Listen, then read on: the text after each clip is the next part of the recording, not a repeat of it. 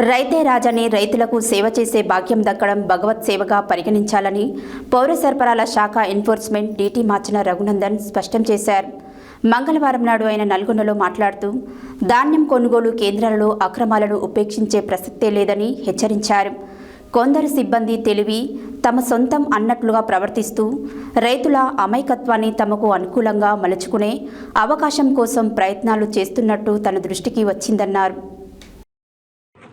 రైతే రాజని రైతులకు సేవ చేసే భాగ్యం దక్కడం భగవత్ సేవగా పరిగణించాలని పౌర సరఫరాల శాఖ ఎన్ఫోర్స్మెంట్ డీటీ మార్చిన రఘునందన్ స్పష్టం చేశారు. మంగళవారం నాడు ఆయన నల్గొండలో మాట్లాడుతూ ధాన్యం కొనుగోలు కేంద్రాలలో అక్రమాలను ఉపేక్షించే ప్రసక్తే లేదని హెచ్చరించారు. కొందరు సిబ్బంది తెలివి తమ సొంతమన్నట్టు ప్రవర్తిస్తూ రైతుల అమాయకత్వాన్ని తమకు అనుకూలంగా మలుచుకునే అవకాశం కోసం ప్రయత్నాలు చేస్తున్నట్లు తన దృష్టికి వచ్చిందన్నారు.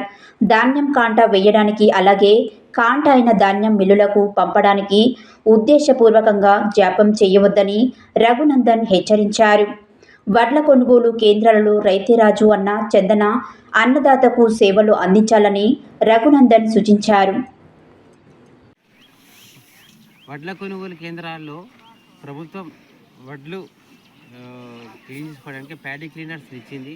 ఎందుకంటే వడ్లులో ఎట్టి పరిస్థితుల్లో కూడా తాలు ఇంకా కొన్ని చెత్తాచెదారం అనేది ఉండకుండా మిల్లిపోయినప్పుడు నెంబర్ 1 క్వాలిటీ అని మిల్లర్ ధృవీకరించినట్టుగా ప్యాడీ క్లీనర్స్ ఇచ్చింది. ఆ ప్యాడీ క్లీనర్స్ని రైతులు వడ్ల సెంటర్లో సద్వినియోగపరచుకోండి. ఎందుకంటే ప్రభుత్వం ప్రతి సెంటర్లో కూడా రైతులు ఎట్టి పరిస్థితుల్లో కూడా మంచిగా ఉన్న వడ్లని మిల్లర్ పంపాలి అని చెప్పేసి ప్యాడీ క్లీనర్స్ ఇచ్చింది. కొన్ని చోట్ల ఆరబెట్టుకోవడానికి ఫ్యాన్లు కూడా ఇచ్చింది.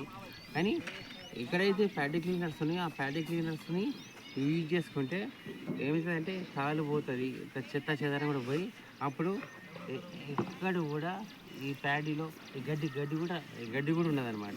కనిపించే గడ్డి కూడా ఆ ప్యాడీ క్లీనర్స్లో స్టార్ట్ అవుట్ అవుతుంది.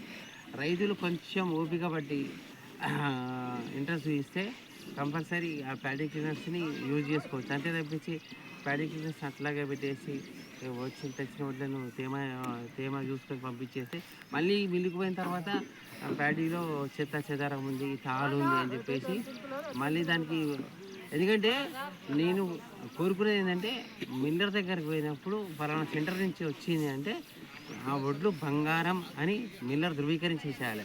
ఇంకా ఆ ఎందుకంటే ప్రతి సెంటర్ మీద మిల్లర్కు ఉంటుంది అవగాహన.